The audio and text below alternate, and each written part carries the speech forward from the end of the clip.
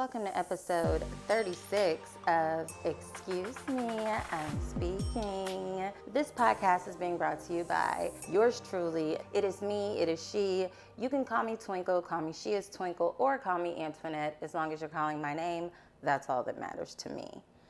Now, where have I been? What's the tea? Girl, what's been going on? You disappeared. I did not. If you are not subscribed to my YouTube, please subscribe. Get into it. Love is Blind is my favorite show on Netflix. So much so that I went on my YouTube, SheIsTwinkle, and recorded 8 YouTube video reviews for it. So please, if you have not gotten a chance to check that out, please do so. Also, the spring season is now here, but along with the spring came the flu, and your girl was down. I just don't understand what kind of flu this was, because when I tell you the fevers, the body aches, the nerve pain, don't y'all hate having the flu whenever it's hot outside? It's backwards. It doesn't make sense. Why am I coughing and the sun is shining? Why is my body hot and now I have chills, but the sun is shining? Yeah, so watch out for that flu bug that's out there, because that flu is nothing to play with. But enough about the past, let's focus on the present. Today's episode title is inspired by one of my beautiful daughters. As you all know, kids say the darndest things. My kids are no exception to that rule. My oldest child, at the age of 1, she was having very clear conversations, but the one thing that she could not say correctly was honey bun. Mommy, mommy, mommy, I want a honey bone. I said, a what? She said, a honey bone, with an attitude on her face, like how dare I make her say it twice. I said, oh, honey bun. Then she pointed to the honey bun and said, yes, honey bone. As if I'm the one that is just clueless in this situation. So I said, don't worry about it. I will get you a honey bone. Right. But she is not the one that inspired today's episode title. Daughter number 2, her little catchphrase was, I can't want it. That was her way of saying, I can't take any more of whatever you're giving me. I don't want any more. I can't want it. And I thought that those catchphrase days were over. But she is 8 years old. Her way of rubbing something in your face and proving that she was right is saying, told ya. So now for today's episode title, your girl been right about a lot of this stuff going on, and I got to bring it back to the pod today so I can take my credit for it. So the title of today's episode is Told Ya, It's Too Quiet on the Set.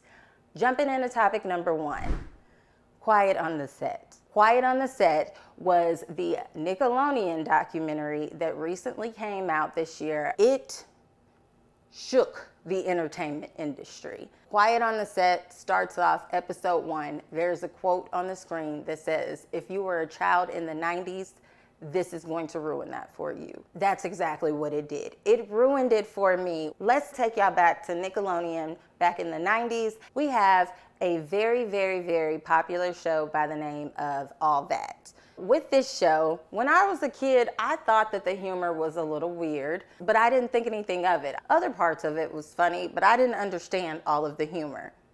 Let me put it this way.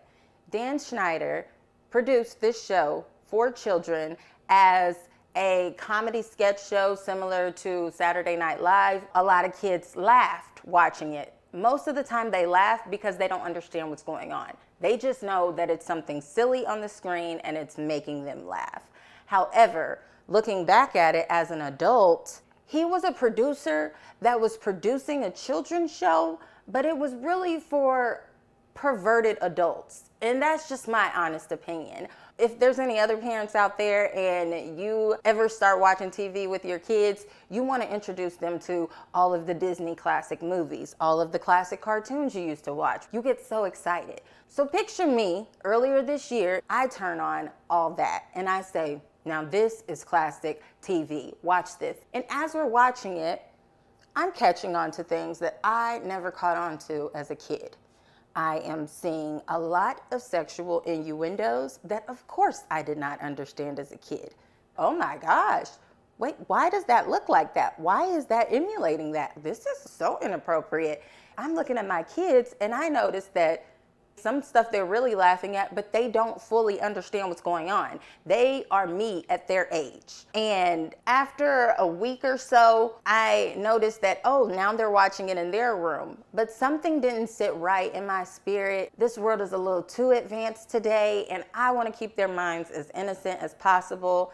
I don't think that they know what's going on, but I just don't even want to impart that in their spirit. So I made the rule, no more all that.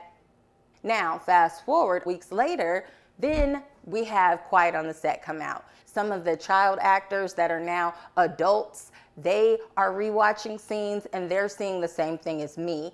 And a lot of them knew that there were inappropriate things that were happening, but Dan Schneider had so much power at the network, it was quiet on the set. He was the King Kong of everything. Wasn't nobody gonna say nothing to him. He created a very toxic work environment for the women writers that were on his show. He created a toxic work environment for some of the child actors because they felt like they couldn't speak up when they were uncomfortable or they were unsure of something, because there's a power dynamic between the adults and the children. But the major problem came about by other adults that were on the set, Jason Handy and Brian Peck. So they were also production assistants and acting coaches. Now let me just get straight to it. Brian Peck and Jason Handy were both child molesters. It was horrible. Throw them under the jail. Now one of them did go to jail. That was Jason Handy. But 4 months later, then we have Brian Peck picked up by the police. He then had to go to court, and the child that he assaulted was Drake Bell. He was a main character on Drake and Josh, another really big popular Dan Schneider created show on Nickelodeon. Now, for some reason, what really grinds my gears are these parents that were being interviewed on Quiet on the Set, because there was a mixture of parents. There were parents that were extremely involved. They asked a lot of questions. If they felt uncomfortable about something, they made it be known. Now, their kids' careers did not last very long. However, there's another set of parents on the show. They were scared to speak up. They didn't want to ruin this opportunity for their kid, and they were intimidated by the people in power positions, not realizing that their responsibility, their power position, is to be a parent and to protect your child. A lot of those parents did not. They were blinded by the glitz and the glam and the fame, and they were not an advocate for their child. So I am saying this to say, told ya, because me and my husband were on here a few episodes back, and we were talking about the need for some type of union for children in the entertainment industry. But we said all of that before even knowing that this documentary was coming out. We pointed out all of the different child actors and actresses that have literally gone crazy. They've lost it. You see that something has happened to them that has affected them. Some of them have spoken up and some of them haven't. But the fact that there is a downward spiral and that is a reoccurring theme, obviously that was for a reason. And in watching this documentary, seeing that there were predators hired on the set, Brian Peck went to court, but he did all of that to a young 15-year-old boy. Really messed with his mind, his body, everything. And then for him to go to court, and there was actors, actresses, executives that were writing character reference letters for him, and they were supporting him. And even after he finished his sentence, the Disney Channel hired him on another child show. Oh my gosh, like what is this? It is too quiet on the set. This is unsafe. I feel like they should have some type of major lawsuit. And once again, I hope that there is something that is actually put in place and that parents start speaking up more. I mean, yeah, it was a lot. We never know how the things that we produce and put out there into the world, how they are received, how the authorities are looking at this. And hopefully this is one of those things and they continue to dig a little bit deeper and that justice is brought forth for a lot of these child actors and actresses from then and now. All right, okay. Now, y'all, Did I not say that you have to be careful of your actions because everything you do will affect the people around you, especially your children? You thinking you doing adult stuff, so it's not going to affect your kids, and then everything comes full circle. And P. Diddy is not an exception. Y'all know, I was worried about how his kids was feeling over the Thanksgiving holiday. Now, fast forward a few holidays later, we see Diddy's homes being raided. It was all over the internet. It was on the news. It was on CNN. And y'all know, if it make it to CNN, it's real. So Diddy has a home in Miami, New York, as well as Los Angeles. These raids were done by Homeland Security. The real deal. Y'all remember, I just said, whatever is put out there into the world, you don't know how the world is receiving it and what is the ripple effect that comes from there. Cassie put out her lawsuit back in November of 2023. Then Lil Rod comes out with his lawsuit just a few months later. And now Homeland Security is raiding Diddy's properties. So it is alleged that Homeland Security was going in to gather up evidence. While they're in there, we see two of Diddy's sons outside in handcuffs on the lawn. Now, a lot of people was feeling some type of way about this. Oh my gosh, they're in handcuffs. Are they going to jail? Now, let me stop it right there. They did not go to jail, but obviously the police were going to detain them while they are doing a home raid. They want you where they can see you, and you sit there and shut up until it's done. Now, pause. A lot of people are like, I feel so sorry for his kids. Now, when I say kids, I mean actual kids. Diddy actually has minor children. We didn't see any of them in handcuffs, but his sons that were in handcuffs, they do look young, but mind you, they are 25 and 30 years old. Also, his sons were named in the lawsuit that he was named in for trafficking humans, as well as another one of his sons has his own lawsuit that's been filed against him now. Whoa. Told ya. It is no different from Griselda Blanco. If y'all haven't seen Griselda on Netflix, I talked about that on here too. And you see her kids growing up watching her build this empire. They didn't even like the drug life. We see towards the end of the series, her sons, the same ones that didn't like it, they turned to it because that's what she showed them. That's all that they knew. They joined in on it and it didn't end well for them. So when people are like, oh my gosh, they're named in Diddy's lawsuit, they were trafficking as well too.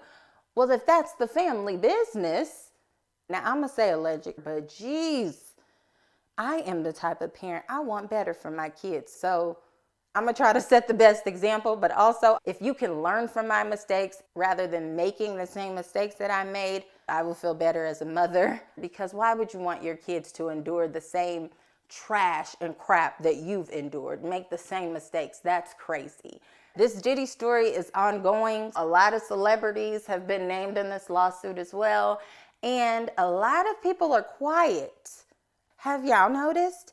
Of course, Stevie J, y'all know Stevie J from Love and Hip Hop. Apparently him and Diddy are best friends. And when Diddy's homes were being raided, Stevie J was on Instagram on live playing church music in a red room. We don't never see him on live playing church music, asking for prayers for all of them, for Diddy and his family. What? This isn't even your character. Oh, now you want to reach out to God. Oh, okay, because we done seen you put out a lot of questionable content. But anywho, we'll see how this all unfolds moving right along.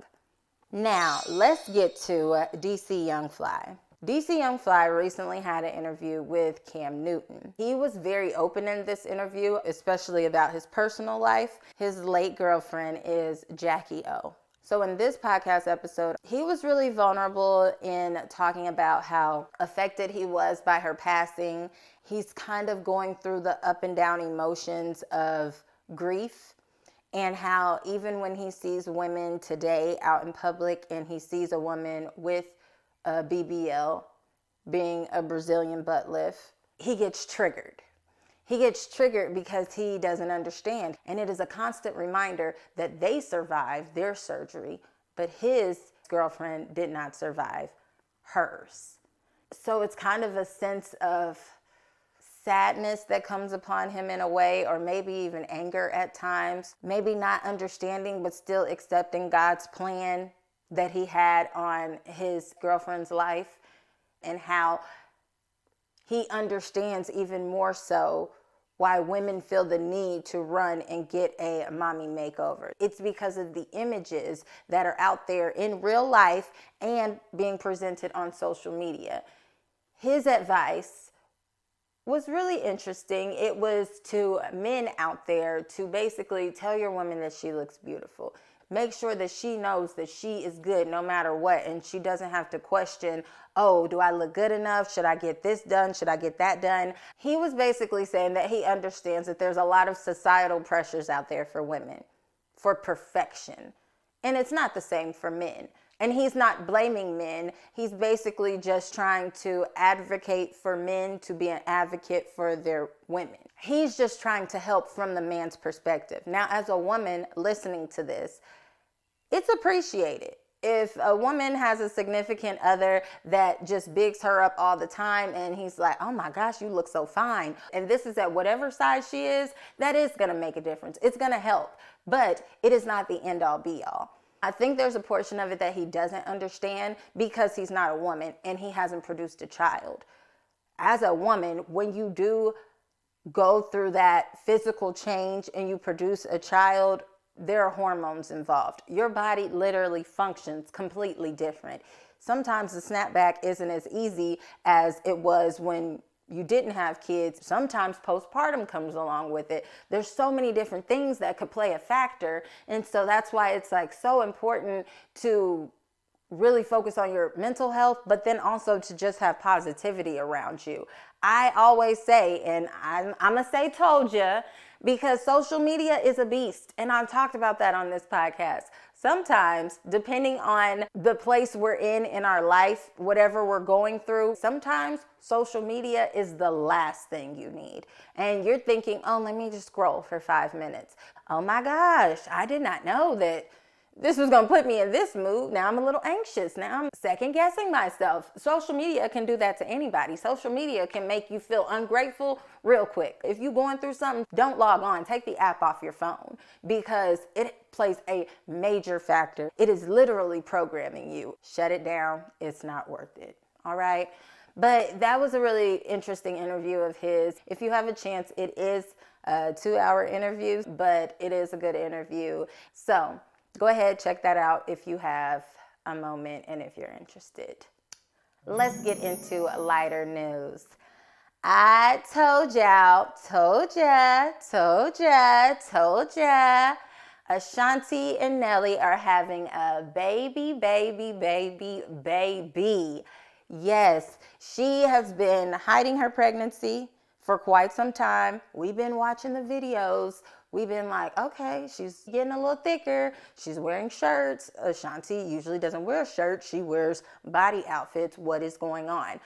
And some people were critiquing her, saying, oh my gosh, she got back with Nelly just to be a baby mama. But if y'all remember my Spin the Block episode, I said a lot of these celebrities could be out here and be secretly married, secretly engaged. And what do you know? The same day in April that Ashanti announced her pregnancy, she also announced that her and Nelly are engaged. Told ya. Y'all, I be right about stuff. Sometimes I be wrong, but most of the time I be right. All right. So congratulations to Ashanti and Nelly. Now, I also told y'all about Halle Bailey. She was the Black Mermaid. She was also in The New Color Purple. She had a whole secret pregnancy and then had her baby. Now pause for a moment. I know that I called her Haley Bailey in the episode when I went back and listened to it.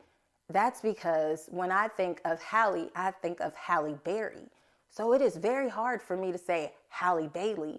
It just don't feel right. But that's her name, Halle. I mean, it's the difference between Fruit Loops and Fruity-O's. We know that Fruit Loops is the original. Halle Berry is what we've been saying for years. That's the Oscar-winning actress. But anyway, remember, in one of my podcast episodes, I told y'all, if Hallie is out here having secret pregnancies, what if your favorite celebrities start doing the exact same thing and you don't get to see the pregnancy process? You don't know if they're pregnant or not. And that's exactly what Ashanti was doing. And I think it got to the point where she just wasn't going to be able to hide it no more. Yeah, Ashanti has worked this entire time. She done been from city to city to city on stages. And I told y'all, she used to drop it like it's hot, but then she started dropping it like it was warm, more like lukewarm, like kind of cold. So I knew, like, girl, you are pregnant. You should sit down. But maybe she had to put it out there because she could only hide it for so long, especially if she's going to still be touring. I told y'all she'll be in Kansas City in June, and that is why I did not buy a ticket, because mama is her belly is going to be bellying. Okay, it's hot here in Kansas City. I wouldn't even advise a pregnant woman to go out on an outdoor stage and be dancing and stuff. Like, girl, your baby is more important. But congratulations to y'all, and moving right along. So, y'all, I gotta give y'all this quick update on 50 Cent. 50 Cent has just recently announced that he has built G-Unit Studios in Shreveport, Louisiana. The mayor also gave him a key to the city. If you look on his Instagram, he has pictures. It's basically like a whole production lot. And that made me really excited because 50 Cent is so good in the film and entertainment industry. I was really even more so excited because they did recently announce that Power Book 2 Ghost with Tariq, the college edition, was coming into its final season on Stars this year. Now, a lot of us were devastated. We grew to love Tariq, and we wanted to see the story unfold. Method Man, Lorenz Tate, Mary J. Blige, come on, why would you end it? End one of the other shows. But now I am hopeful because 50 Cent has G-Unit Studios now, so I could see 50 Cent having Power Book 2 Ghosts to be filmed in his studio lot and maybe on a different network. So my fingers are crossed for that, and I hope that is how this turns out. But anywho, let's get into some really quick wrap-ups. I am the binge queen. I will binge watch a show in one day because once I'm into it, and it gets deep. I also review them, so of course I have to watch. So I wanted to give y'all an update. Grey's Anatomy, for all of the Grey's fans out there, season 20 has started. We're a few episodes in, and so if you watch it on ABC or Hulu, be sure to tune in and get into it. The next show that we have is Jersey Shore. We know that Jersey Shore has come back over the years with the original castmates. Remember, Sam and Ron used to date each other. Sam came back last season because Ron was gone. And this last episode, Sam and Ron were on the entire episode together. They didn't talk, but they had the most toxic relationship when they were on Jersey Shore. She did not want to be around him. That is why she quit the show even when they came back. And now that they're finally both back on there, and to see the tension, I just want to see how this unfolds. I'm so excited. They ain't speaking, but they're cordial. That makes me think, would y'all go on a friend's vacation where your ex was going to be present? I mean, y'all other friends are there, but your toxic ex was also going to be there. You ain't seen him in 7 years, but they still going to be there. Would y'all do it? I mean, in their case, there is a large dollar sign attached to it. So for entertainment purposes, yeah, I would do it. But for free, I don't know about that. But I'm all for peace nowadays. Moving right along. Then what I wanted to shout out to y'all was my Netflix picks. So Harlan Coben is a famous writer. He is famous for getting a lot of his books turned into series. And he has so many of them on Netflix. Yeah, it is so good. If you are into mystery and suspense and intrigue, all of that, check out any type of Harlan Coben. Type his name in the search bar on Netflix. HARLAN space COBEN. You will not regret it. Some other notable Netflix picks of this week, I would have to say, would be The Empress. as well as the Crow Flies. It is so good. There's 3 seasons and it is just riveting. So you will not regret it if you watch that. Now, some of these shows are dubbed. I don't mind it. Anywho, then also the last and most important Netflix pick that is not out right now, but it is coming up soon. I must announce Bridgerton season 3 comes out May 16th. Now, I'm in a bind because May 16th is my daughter's birthday, so I know I'm a mother first, all right? But I am still a binger and I am still a fan of Bridgerton, so I will get into it at some point or another. She'll be in school. It's fine. I got a phone. I'll be watching it, and I will let y'all know all about it. If it's that good, I might actually review it on YouTube. Who knows? Now, for my last streaming pick, it has to be House of the Dragon Season 2. This is the most exciting one, coming out on HBO on June 16th. So if there are any Game of Thrones fans out there, y'all know that House of the Dragon was the spinoff of it. June 16th is coming up quick. Renew your HBO subscription because I'm only renewing it for that show, and then I'm going to cancel it. That's the truth, the whole truth, and nothing but oh well. Now, before we get out of here, I wanted to do something a little different. I have a bonus bargain find. I live for a deal. What I've been finding is that there are a lot of perfume duplicates and cologne duplicates at your local Marshalls and TJ Maxx. So this is no exception. Today I have this little bottle. If you guys can see it, if you're watching the video, it is called Better Rouge. Now, according to all the TikTokers, this Better Rouge bottle is supposed to be the dupe of Baccarat Rouge, number 540. When I tell y'all now, I ain't even smelled Baccarat, but it smells amazing. Jesus, only for $19.99. So check it out. You won't regret it. Now, as usual, to wrap up the show, I do have a quote of the day by Ramez Sassoon, I hope I'm saying it right. The quote is, "Your mind is your instrument. Learn to be its master and not its slave." So we are all a work in progress, but I hope you guys have a great week. I hope you enjoyed listening to this show. As usual, you can follow me on Instagram at SheIsTwinkle1, as well as on YouTube at SheIsTwinkle. Get into it, subscribe, like the videos, and until next time, I love you all. This has been another episode of Excuse Me, I'm Speaking. All right, y'all, I'm out. Peace.